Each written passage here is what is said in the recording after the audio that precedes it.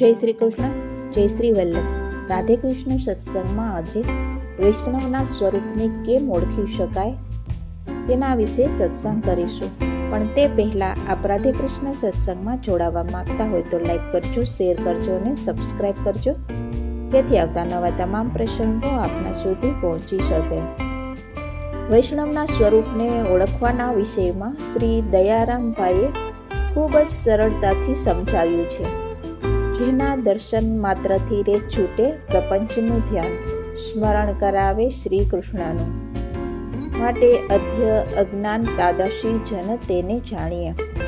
પ્રથમ મુલાકાતમાં જ જેના દર્શન માત્રથી જ લૌકિક આસક્તિ છૂટી જાય, મનનો નિરોધ થાય, ભગવાનની સેવા, સ્મરણ, સત્સંગમાં આસક્તિ ઉત્પન્ન થાય, હૃદયમાં અલૌકિક ભાવો પ્રગટ થાય. જેના દર્શન માત્રથી જ હૃદયમાં આવા ભાવો જાગૃત થાય તેવા ભગવદીઓનો સંગ અવશ્ય કરવો જોઈએ. જેના રોમ રોમમાં ભગવદ ભાવ બિરાજતો હોય એવા ભગવદીઓ ભગવાનથી જરાય ભિન્ન નથી, માત્ર સ્વરૂપથી ભિન્ન જણાય છે. આપણા પૃષ્ટિ પુરુષોત્તમ સાક્ષાત લીલા રસનું સ્વરૂપ છે. રસ પાત્ર વિના રહી શકતો નથી. આવા ભગવદીઓ હરિ લીલા રસને બિરાજવાના પાત્ર સમાન છે. ભગવદીઓ ભગવાનના શ્રી અંગથી ઉત્પન્ન થયેલા હોવાથી ભગવદ સમાન છે. અંગી અને અંગમાં કોઈ ભેદ નથી. એટલું જ નહીં, પણ ભગવાન આવા ભગવદીઓને પોતાનાથી પણ વિશેષ મહત્વ આપે છે. જેમ અગ્નિ કરતાં અગ્નિમાં તપાવેલા લોખંડમાં વિશેષ ઉષ્ણતા જણાય છે, તેમ ભક્તો પ્રત્યે ભગવાનની આવી વિશેષ કૃપા છે. કલ્યાણ ભટ્ટજીએ શ્રી ગોકુલનાથજીને હરિ ગુરુ વૈષ્ણવના સ્વરૂપ વિશે પૂછ્યું, ત્યારે ગોકુલનાથજીએ શ્રી ઠાકોરજીના સ્વરૂપની અલૌકિકતા સમજાવી.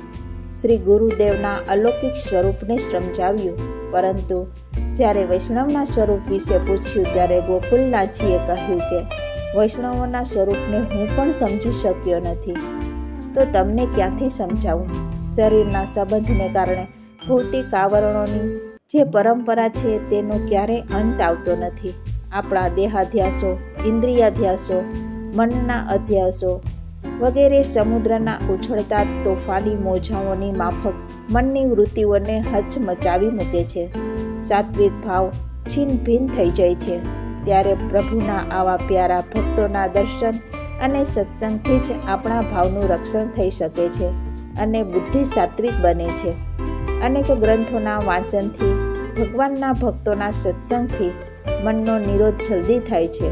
તેમાં પણ ભગવદીઓ કે જેની સાથે આપણા ભાવનો સુમેળ થતો હોય, તેના દ્વારા જે અલૌકિક ભાવ સિદ્ધ પ્રાપ્ત થાય છે તે ખૂબ દ્રઢ બને છે.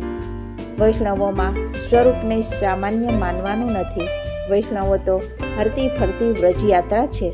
વૈષ્ણવનો દેહ વિશુદ્ધ મથુરા તટ છે.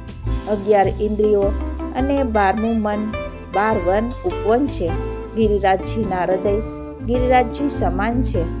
ગિરિરાજજીના હૃદયમાં જેમ શ્રી ગિરિરાજ ધારણ બિરાજે છે, તેમ વૈષ્ણવના હૃદયમાં પણ ગિરિરાજ ધારણ પ્રભુ બિરાજે છે. વૈષ્ણવોનું મન શ્રી ગોકુલ અને નંદગામ છે. વૈષ્ણવનું હૃદય પરાશોલી અને ચંદ્ર સરોવર છે. વૈષ્ણવોના પ્રાણ વર્ષાના સમાન છે. વૈષ્ણવના હૃદયમાં ભક્તિરૂપી શ્રી યમુનાજી સદા બિરાજે છે. વૈષ્ણવોમાં દેહરૂપી વ્રજમંડલમાં ભગવાન સદા રમણ કરે છે.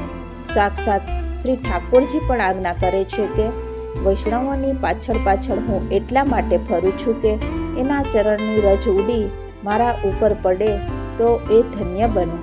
ભક્ત વિરહ કાતર કરુણામય ડોલત પાછે લાગે.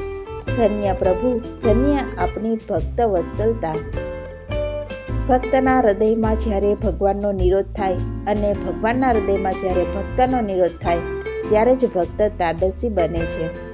જે ભક્તોના માટે ભગવાન પોતાની પ્રતિજ્ઞાનો પણ ત્યાગ કરે છે, પોતાનાથી પણ વિશેષ મહત્વ આપે છે, આવા પ્રભુના પ્યારા ભક્તોની અલૌકિકતાનો પાર કોણ પામી શકે? આ સાથે જ આપણે આજના રાધે કૃષ્ણ સત્સંગને અહીં વિરામ આપીએ. ફરીથી મળીશું નવા સત્સંગની સાથે. જય શ્રી કૃષ્ણ, જય શ્રી વલ્લભ.